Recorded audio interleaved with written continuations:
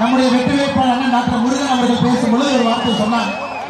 நடக்கக்கூடிய இந்த தேர்தல் என்பது தர்மத்திற்கும் அதர்மத்திற்கும் எதிரான ஒரு தேர்தல். உங்களுக்கு தெரியும், கடந்த 5 ஆண்டு காலமாக இந்த தேர்தல் நாளுக்காக நாம் காத்துக் கொண்டிருக்கின்றோம். இந்த தேர்தல் நாளுக்காக குறிப்பாக எப்ப இந்த விடியல் ஆட்சி வெளியே போவார்கள், எப்ப இந்த தீய சக்தி திராவிட முன்னேற்ற ஆட்சியிலிருந்து வெளியே செல்வார்கள், எப்பொழுது முதலமைச்சர் ஐயா மு க ஸ்டாலின் அவருடைய பதவி காலம் முடிவுக்கு வரும், எப்பொழுது மக்களுக்கு திரும்பவும் நல்ல ஒரு ஆட்சி வரும் என்பதற்காக 5 ஆண்டு காலமாக காத்துக் கொண்டிருக்கின்றோம். அருமை சொந்தங்களே, இங்க தாய்மார்கள் நிறைய பேர் இருக்கிறேன். தாய்மார்கள் அங்கே நின்று கொண்டிருக்கின்றார்கள், தாய்மார்கள் அங்கே நின்று கொண்டிருக்கின்றார்கள். கடந்த 5 ஆண்டுகள்ல புள்ளி விவரத்தை மட்டும் பாருங்க. கடந்த 5 ஆண்டுகள்ல தமிழகத்தில் நடந்த படுகொலை மட்டுமே 8008 படுகொலைகள் தமிழகத்தில் 5 ஆண்டு காலத்தில் நடந்திருக்கிறது. தமிழகத்தில் கடந்த 5 ஆண்டுகள்ல பாலியல் வன்கொடுமை, ரேப், கற்பழிப்பு தமிழகத்தில் கடந்த 5 ஆண்டுகள்ல 2080 ஐயா 2080 மகளிர் பாலியல் வன்கொடுமை என்று சொல்வதை விட 2080 குடும்பங்கள் நாசமாக்கப்பட்டிருக்கிறது. தமிழகத்தில் கடந்த 5 ஆண்டுகள்ல 18 வயதுக்கு கீழே இருக்கக்கூடிய குழந்தை செல்வங்கள் மீது நடத்தப்பட்ட பாலியல் வன்கொடுமை தாக்குதல் போக்சோ என்கின்ற சட்டத்தில் நாம சொல்லுவோம். ஒரே நிமிஷம் உங்களுடைய மனதை கல்லாக்கிக் கொள்ளுங்கள். தமிழகத்தில் கடந்த 5 ஆண்டுகள்ல 39,999 வழக்குகள் தமிழகத்தில் நடந்திருக்கிறது. எந்த ஒரு 5 ஆண்டு கால ஆட்சியிலும் கூட இவ்வளவு மோசமான ஒரு ஆட்சியை தமிழகம் பார்த்தது கிடையாது. அவ்வளவு மோசமான ஒரு ஆட்சியை பார்த்துக் கொண்டிருக்கின்றோம். குறிப்பாக 3 வயது பிஞ்சிலம் குழந்தைக்கு பாதுகாப்பு, 65 வயது மூதாட்டிக்கு பாதுகாப்பு, பெண்கள் ஒரு சாலையோரத்தில் நடந்து செல்வதற்கு கூட பாதுகாப்பு இல்லாத ஒரு ஆட்சி. உங்களுக்கு தெரியும், அரசனுடைய முதல் கடமை என்பது மக்களுடைய பாதுகாப்பு. வளர்ச்சி என்பது பாதுகாப்புக்கு பிறகுதான் வளர்ச்சி. ஆனா இங்க பாதுகாப்பும் இல்லை, வளர்ச்சியும் இல்லை. ஒரு முட்டாள்தனமான ஒரு ஆட்சி 5 ஆண்டு காலமாக நடந்து கொண்டிருக்கிறது. அதனாலதான் எங்களுக்கெல்லாம் பெரிய மகிழ்ச்சி. அனைத்து இந்திய அண்ணா திராவிட முன்னேற்ற கழகத்தினுடைய தலைவர்களுக்கும் தொண்டர்களுக்கும் பாரதிய ஜனதா கட்சி இந்த நேரத்தில் நன்றி சொல்லியாக வேண்டும். ஏன்னா ஒரு நல்ல ஒரு வேட்பாளரை, ஒரு சிட்டிங் அமைச்சரை அவிநாசி சட்டமன்றத்தினுடைய தொகுதியினுடைய வளர்ச்சிக்காக பிரதமர் மோடி அவர்கள் நேரடியாக இங்கே அனுப்பி வைத்திருக்கிறார். நேற்று காலை டெல்லியில் நம்முடைய தேசிய தலைவர் நிதின் நவீன் அவர்களை சந்தித்த பொழுது அவர் கேட்ட முதல் கேள்வி, அவிநாசி சட்டமன்ற தொகுதியில் முருகன் அவர்கள் எப்படி இருக்கின்றார், எவ்வளவு வாக்கு வித்தியாசத்தில் வெற்றி பெறுவார் என்பதுதான் நேற்று நம்முடைய தேசிய தலைவர் கேட்ட ஒரு முதல் கேள்வி. நிச்சயமாக நீங்கள் அவரை ஒரு சரித்திர வாக்கு வித்தியாசத்தில் வெற்றி பெற செய்வீர்கள் என்கின்ற முழு நம்பிக்கை நமக்கு இருக்கிறது. அருமை சொன்னாங்க. அவிநாசி சட்டமன்ற தொகுதியில் தாய்மார்கள், நிறைய தாய்மார்கள் 100 நாள் வேலைவாய்ப்பு திட்டத்துக்கு நீங்க போறீங்க. நிறைய தாய்மார்கள் இங்க இருக்கிறீங்க. அண்ணன் சொல்லிட்டாங்க, இந்த முறை தமிழகத்தில் அதிகபட்சமாக 1 லட்சம் வாக்குகளை தாண்டிதான் அவிநாசியில் அண்ணன் முருகன் அவர்களுடைய வெற்றி இருக்கும். உங்களுடைய அன்பு இருக்க வேண்டும் என்று எல்லாம் இறைவனை வேண்டிக் கொள்கின்றோம்.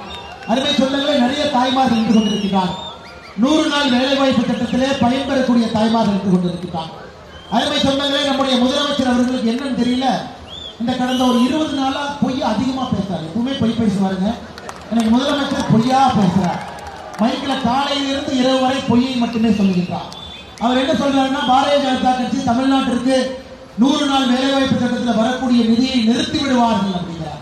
உங்களுக்கு தெரியும், இன்னைக்கு மோடி ஐயா 100 நாள் வேலைவாய்ப்பு திட்டத்தை 125 நாளாக உயர்த்திருக்கின்றார்கள் என்பது உங்களுக்கு தெரியும்.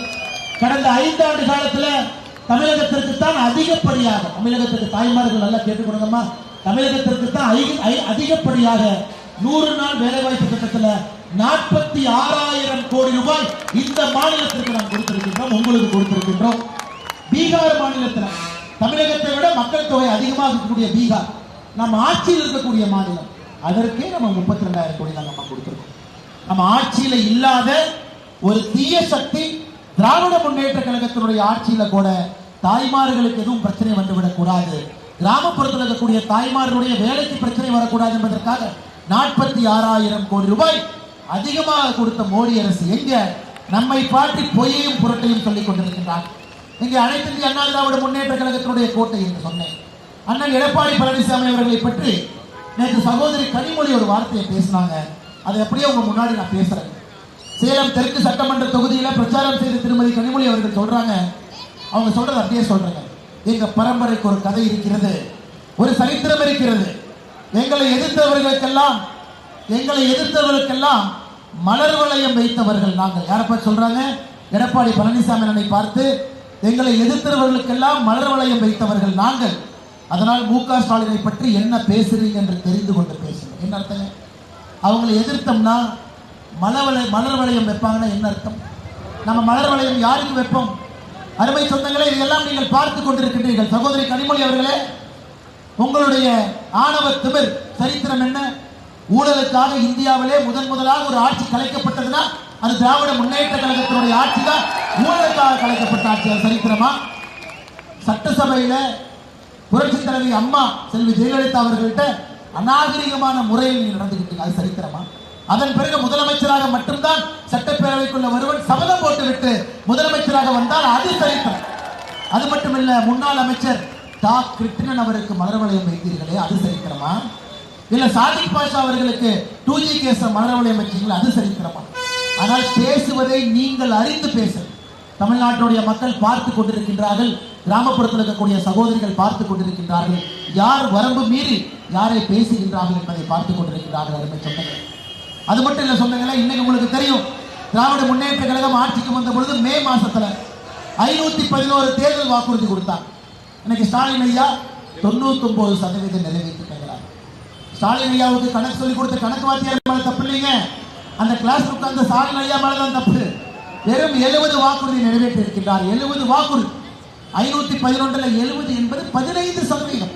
15% வாக்குறுதி நிறைவேற்றிவிட்டு 99% நிறைவேற்றி விட்டோம் என்று ஒரு பச்சை பொய்யை முதலமைச்சர் சொல்லுகின்றார்.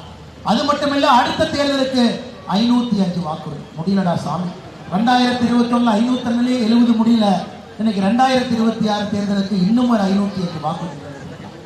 அருமை சொந்தங்களே, 2011 அவங்க கொடுத்த தேர்தல் வாக்குறுதி பாருங்க. கல்வி கடன் ரத்து, என்னாச்சுங்க? இளைஞர்கள் இருக்கிறாங்க, மாணவ செல்வங்க இருக்கிறாங்க. இல்லை. சமையல் எரிவாயு சிலிண்டருக்கு 100 ரூபாய் மானியம் இல்லை. டீசலுக்கு லிட்டருக்கு 4 ரூபாய் குறைப்போம் இல்லை. பகுதி நேர ஆசிரியருடைய பணி நிரந்தரம் செய்வோம் இல்லை. இதுதாங்க அல்டிமேட். நாங்க ஆட்சிக்கு வந்த 5 வருஷத்துல இன்னைக்கு தாய்மார்கள் நின்று கொண்டிருக்கின்றீர்கள். நாங்க ஆட்சிக்கு வந்த 5 வருஷத்துல தாய்மார்கள் நின்று கொண்டிருக்கின்றீர்கள். 3,50,000 பேருக்கு அரசு வேலை கொடுப்போம். 3,50,000 பேருக்கு. நீங்க 5 வருஷத்துல நீங்க அரசு வேலை கொடுத்தது 94,000 பேர். அப்பா 94,000 பேர் கேட்காதீங்க. ரிட்டையர் ஆனவங்க 1,05,000 பேர். ரிட்டையர் ஆனவங்களை கூட பூர்த்தி செய்ய முடியாத ஒரு அரசு. 1,05,000 பேர் ரிட்டையர் ஆயிருக்கிறாங்க. 94,000 பேருக்கு அரசு வேலை. நீட்டை ரத்து செய்வோம். ஒரு முட்டைக்குள்ள ரகசியம் இருக்கு, ரகசிய கொத்துக்குள்ள ரகசியம் இருக்குன்னு பட்டத்தலைவரசர் உதயநிதி சொல்லி 5 வருஷத்தை ஓட்டிட்டார்.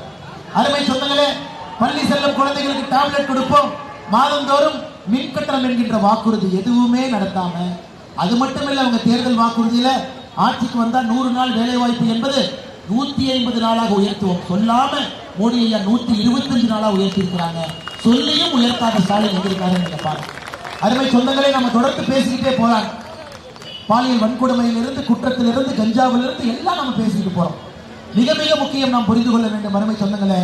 இன்னைக்கு FL2 லைசன்ஸ், இன்னைக்கு அவினாசியை பொறுத்தவரை உங்களுடைய கலெக்டர் ஆபீஸ் எல்லாமே திருப்பூர்ல இருக்கு. திருப்பூரோட ஒட்டி இருக்கக்கூடிய ஒரு பகுதி. தமிழகத்தில் அனைத்து இந்திய அண்ணா திராவிட முன்னேற்ற கழகத்தினுடைய ஆட்சி போன முறை 2021 முடியும் பொழுது மொத்தமாக தமிழகத்தில் நம்ம கொடுத்த FL2 லைசன்ஸ், FL2 உங்களுக்கு தெரியும், கேளிக்கை விடுதிகள் மொத்தமாக கொடுக்கப்பட்டது 373. மொத்தமா 1972 இருந்து 2021 ஏப்ரல் வரைக்கும் மொத்தமா 373.